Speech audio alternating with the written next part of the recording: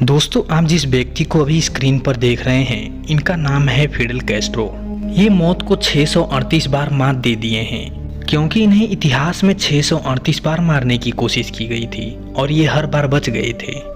Fidel को जहरीली cigar से लेकर पेन और न जाने कितने तरीकों से मारने की कोशिश की गई थी, मगर हर बार वो खुद को बचाने में कामयाब रहे।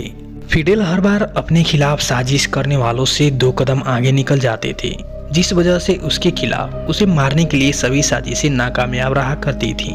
एक बार उसने प्रेस कॉन्फ्रेंस में ये कह दिया था कि अगर असैसिनेशन अटेम्प्ट को सरवाइव करने का कोई ओलंपिक इवेंट होता तो मैं उसमें गोल्ड मेडल जीत चुका होता।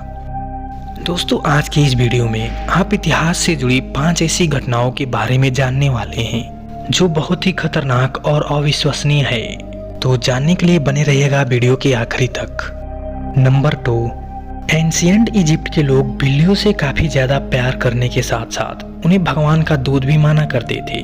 और जब यह बात पर्सिया के राजा कैम्बिसेस II को पता चली तो उसने उसकी उसी कमजोरी को ढाल बनाकर अपने युद्ध में उतरने का फैसला किया। और इसके बाद उसने ज्यादा से ज्यादा बिल्लियों को इकट्ठा किया और युद्ध के वक्त उन्हें सबसे आगे लाइन में खड़ा कर दिया।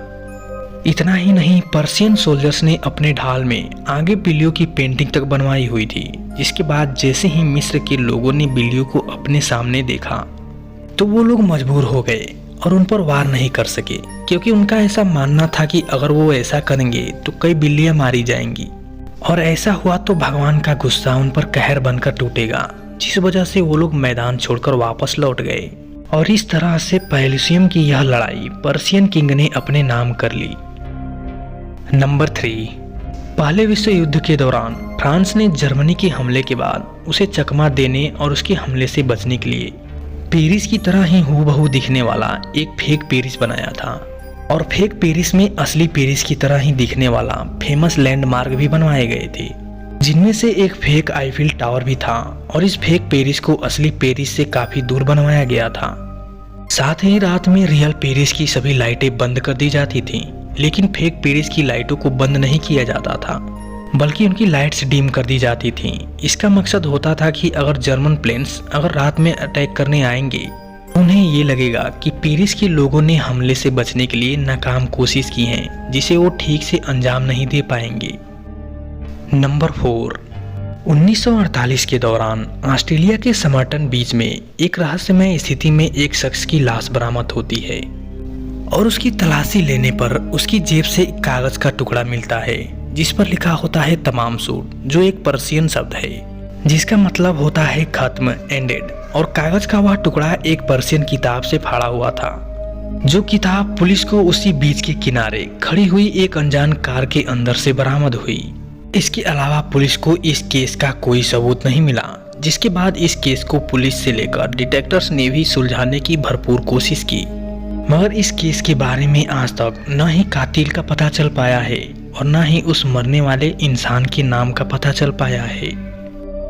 नंबर 5, 1960 में अमेरिका के नॉर्थ कैलिफोर्निया में शाम ढलते ही सभी सड़कों पर सन्नाटा पसर जाया करता था और दहशत के कारण कई लोग अपने घर से बाहर भी नहीं निकला करते थे। और इस डर की वजह थी एक सीरियल किलर, जिसका नाम था द जोडिएक किलर। जोडिएक उसका असली नाम नहीं था, बल्कि उसने खुद अपना यह नाम दिया था। अमेरिका का पहला क्लासिक सीरियल किलर कहा जाने वाला जोडिएक किलर हर कत्ल के बाद अखबार वालों को चिट्ठी भेजता, जो कोड और साइन लैंग्वेज में हुआ करता था, जिसे पढ़ना बेहद ही मुश्किल हुआ करता था।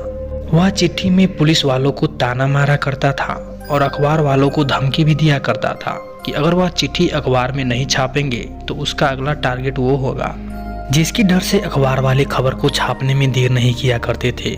अक्सर उस सीरियल किलर के निशाने पर यंग कपल ही हुआ करते थे, जिसका दावा उसने अपनी ही लिखी हुई एक चिट्ठी में किया था, जिसमें उसने लिखा था कि उसने तकरीबन 37 लोगों को मौत के घाट उतारा है। जोडिएक किलर का ना ही किसी ने चेहरा देखा था और ना ही उसने कोई क्लू छोड़ा था। तो दोस्तों, आज के लिए बस इतना ही। अगर आपको वीडियो पसंद आई है तो प्लीज वीडियो को लाइक करके चैनल को सब्सक्राइब कर लीजिएगा और बेल आइकन को भी ऑल पे सेलेक्ट कर लीजिएगा, जिससे कि हमारी वीडियो अपलोड होते ही वो वीडियो सबसे पहले आपके पास पहुंचे। फिर हम आपसे मिलते हैं।